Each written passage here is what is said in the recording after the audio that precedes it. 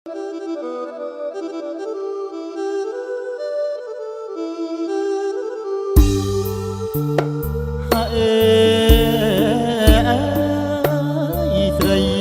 ស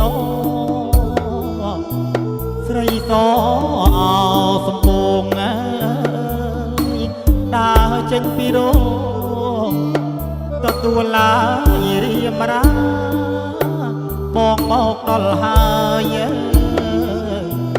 ថាក្បួនហើយព្រះចា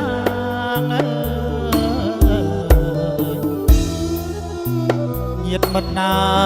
យត្រៀបត្រាញាតមិត្តត្រៀបត្រាអូនណាកាស្លាមេអង្គុលអូនណាយអូកាស្លាមេអង្គុល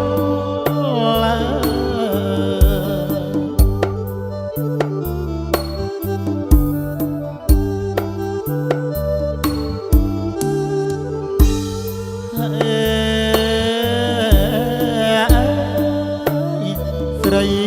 សស្រីល្អសាច់អូនសជ្វីថ្ងៃបានពីលេពុំងាយមក